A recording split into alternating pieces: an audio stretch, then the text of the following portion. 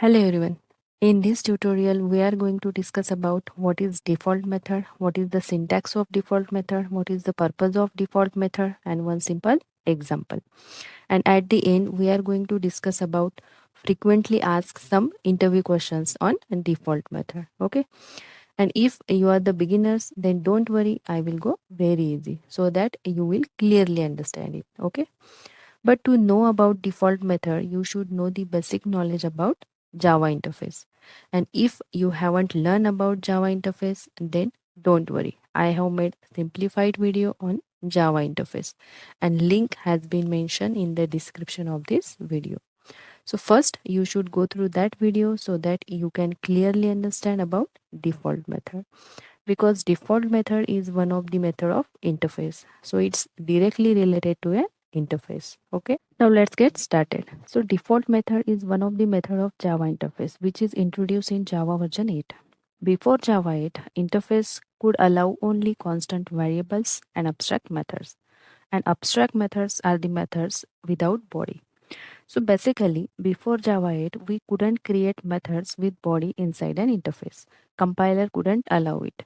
But Java version 8 onward, we can create methods with body inside an interface. And that method is nothing but the default method, which is introduced in Java 8 by Java people. So basically, default method is an interface method which is defined with default keyword having its own implementation or body. Okay. And when I will implement it practically, then you will get clear view about default method. Okay, so why Java people introduce default method, what is need of it, all we are going to discuss further in this tutorial. Okay, so don't skip the video, just keep watching till end. Now let's move on the syntax of default method. To create default method, first you will need to write default keyword, and next to the default keyword you will have to write a return type and then the name of default method. And default method are non-abstract methods, and non-abstract method have its own body, and hence we will need to provide body to the default method.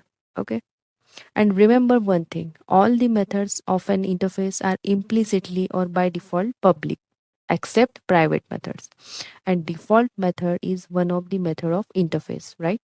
And hence default method is also implicitly public. That is, we do not need to specify public modifier before default method. Java compiler automatically add public modifier before default method in an interface.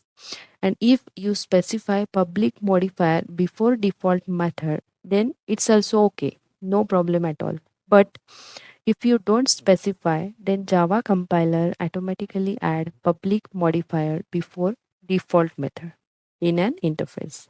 Clear? So this is the simple syntax of default method. Now let's discuss about the purpose of default method. So first purpose is default method is used to provide backward compatibility to the program. So question comes that what is mean by backward compatibility, right? So I will explain it practically. Then you will clearly understand what is backward compatibility. Okay. And the another purpose of default method is used to enable the functionality of lambda expression in Java. At this point I will explain in future tutorial because lambda expression is separate topic in Java.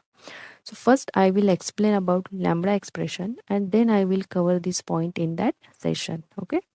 So for now, simply keep in mind default method is used to enable the functionality of lambda expression in Java.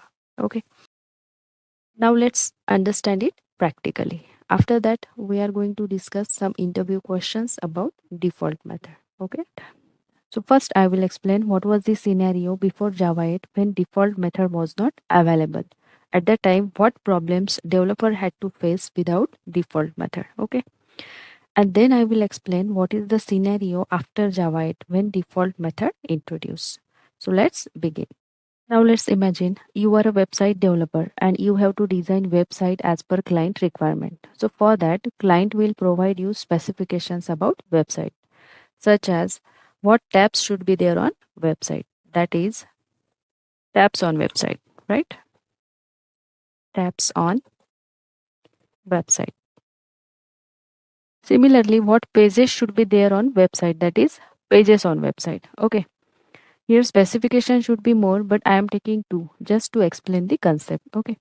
So basically this is an interface and these are the specifications or methods that you have to implement in your program to design a website. And all these methods are abstract methods because all the methods inside an interface are by default or implicitly abstract. I am talking about earlier version of Java 8. Okay. So basically, before Java version 8, all the methods inside an interface are by default or implicitly abstract. And abstract methods doesn't have its body. And hence, we have just declare it with semicolon at the end. Okay. Now we will need to provide implementation or body to these abstract methods, but we cannot provide implementation or body to the abstract methods inside an interface, but we can provide it in other classes. All I have explained in Java interface tutorial deeply. So basically, we can provide an implementation for abstract methods in other classes. So let's create one class here and it's suppose test1 class. Okay.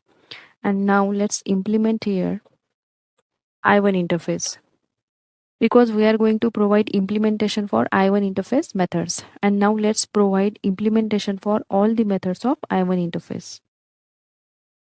Void tabs on website. Okay. And let's print here tabs on website.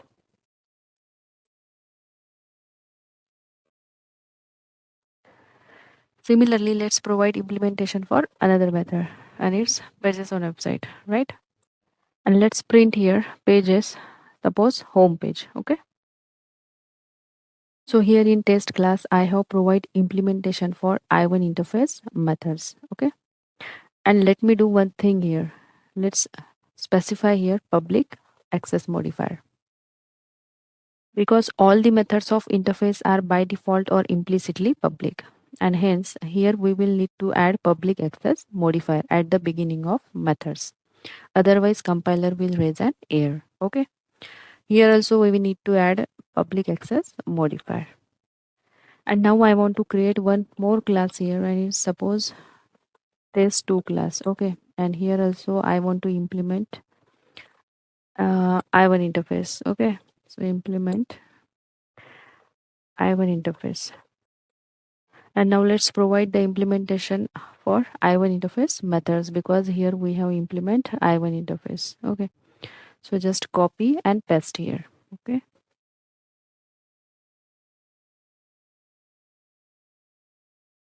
And change here menu tab. Okay. Menu tab. And here suppose contact page. Okay. Contact page. Now let's call the methods. Okay. By creating test1 class object and test2 class object. Okay. So for that I am going to create here another class to put an executable code and it's suppose main class. Okay. Now let's create an object of test1 class inside main method. Okay. And now let's call the methods using test1 class object. Okay. And it's tabs on website. Similarly, let's call pages on website. Okay. Similarly, let's create an object of test2 class and call the methods. Okay. And now let's run the code. Now see here, you can see program runs successfully without any error and we got an expected output. Okay. So basically you have designed a fantastic website as per client requirement and client also happy on your work. It's just an assumption. Okay. But after some days, that is in future, if client requirement has been changed, that is in future client want to add another functionality on his website. Suppose he want to add search functionality on his website to search content on website quickly. Then what you will do? You will need to add one more method inside an I1 interface. But if you add new method inside an interface, suppose it's void search method. Okay. Then compiler immediately will raise an error. You can see here we are getting red line error in both the classes in test1 class and test2 class. And we are getting errors because we cannot perform changes in already existing interface. if you make changes in already existing interface, then you will need to perform changes in all the classes in a program where that interface is being used or implemented. Because if class implements any interface, compulsory we should provide an implementation for every methods of that interface. Let me clear this point. Okay, now see here. Test1 class implement I1 interface, right? And hence we will need to compulsory provide implementation for every methods present in I1 interface in test1 class. Otherwise we will get an error. So here we didn't provide implementation for this search method, right? So we will need to provide implementation for search method also inside an test1 class. Okay, so let's provide it. Similarly, we need to provide implementation for search method in test2 class also, because test2 class also implement I1 interface, right? So let's provide an implementation for search method here also. Now you can see the red line error has been removed, right? So basically, always keep in mind, if class implements any interface, compulsory we should provide an implementation for every methods of that interface. So point is that if you make changes in already existing interface or already being used interface, then you will need to perform changes in all the classes in a program where that interface is used or implement, right? And here in this program, we can easily perform changes in all the classes because this program is very small, having only two classes, and hence it become possible to perform changes in all classes. But imagine you are working on a real-time big application having more than hundreds of classes in a single program. Then it will become lengthy and time consuming to make changes in all those classes, right? So simply keep in mind we cannot modify already existing interface. Clear? So if we want to implement search functionality or search method in existing interface, then what we will need to do? So for that, you will need to create another interface because we cannot modify existing I1 interface, right? So let's create another interface and it's suppose I2 interface. Okay. And declare here search method and extend this I2 interface to I1 interface. Okay.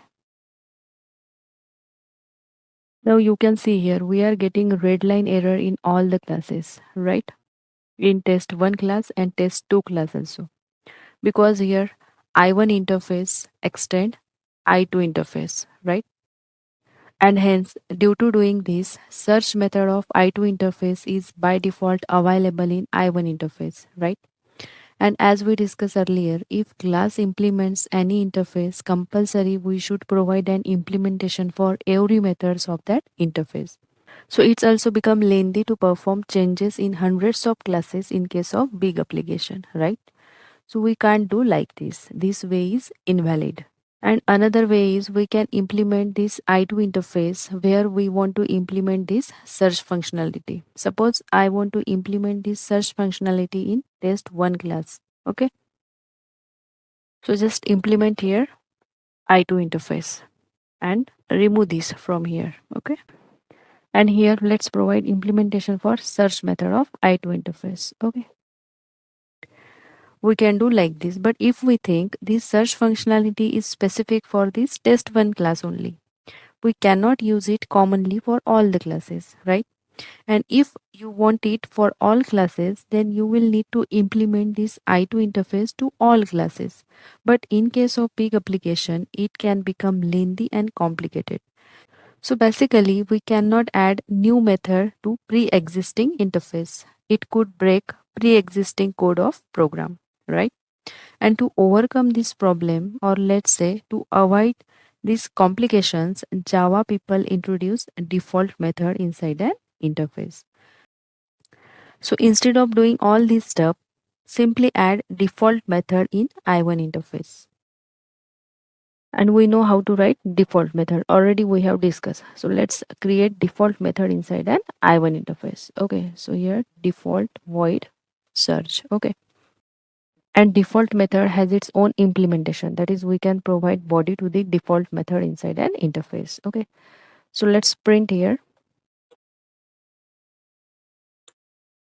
searching. Okay. So the method with default keyword and its body is nothing but the default method. Okay. So this method is called as default method. And default method has its own body, and hence we do not need to provide body for default method in other classes. Okay. So let's remove this from here. This also and this also. We do not need of it anymore. Alright, so this is default method, and we can use this default method commonly for all the classes because this default method has default implementation, or we can say common implementation for all classes. And hence default keyword is used to define default method. So simply keep in mind this default keyword is used to make method default inside interface. So let's check it out. Does it work for all classes or not? Let's call this default method for test1 class using test1 class object. Okay. So here t1 dot search. Okay. Similarly, call it for test2 class using test2 class object. Okay. Dot search. Now let's run the code. Let's see. You can see here both test1 class object and test2 class object using this search method commonly. So in this way, we can use default method commonly for all classes. And one more plus point of default method is we can override default method as per requirement. But it's not mandatory for all classes to override default method. But if you want, you can override it. Otherwise, you can use it as it is. Okay. It means suppose I don't want this implementation or logic. Here I cannot change logic of this method because this default method already being used for all classes, right? And hence I will need to override this default method and will need to provide new logic or implementation. And I want to override this default method in test1 class. Okay. So let's override it. So just copy and paste here. Print here search by name. Alright, now let's run the code. Now see here output is search by name.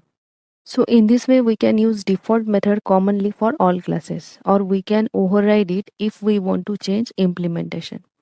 So if we notice here after using default method we do not need to change pre-existing code of a program. So in this way we can use default method to add new functionality or to add new method inside an interface without breaking pre-existing code of a program. And it's called as backward compatibility. So backward compatibility means adding new functionality without breaking the pre-existing code. So basically default method is used to provide backward compatibility to the program, and this is the main purpose of default method. Now let's focus on some interview questions regarding to default methods. So first frequently asked question is, can an interface contain more than one default method? And answer is yes. You can simply say any Java interface can contain more than one default method. Let's check it out. So let's create another default method here, and it is suppose m1 method. Okay, and let's print here m1 method in i1 interface. Okay, and now let's call this method t1 dot m1. Okay, call it for test2 class also. Okay, so here t2 dot m1, and now let's run it. See here code compiles fine and we got an expected output. Okay, so you can see here I have created two default methods here. So basically you are free to define any number of default methods in an interface, no problem at all. Clear? Now second question is, can we declare default methods inside class in Java? And answer is no. We can't declare default methods inside class in Java. Let's check it out. Okay, so here suppose if I create default method inside class and it's suppose default m2 method. Okay, so you can see here we are getting a red line error, and if we move cursor on it then we can read the error, and the error is default methods are allowed only in interfaces. It means we cannot use default keyword in the beginning of method inside classes. Okay, now third question is, can a class implement two interfaces having default method with same name and same signature? And answer is no. Compiler gives error saying duplicate default methods. So this question is related to multiple inheritance and default method.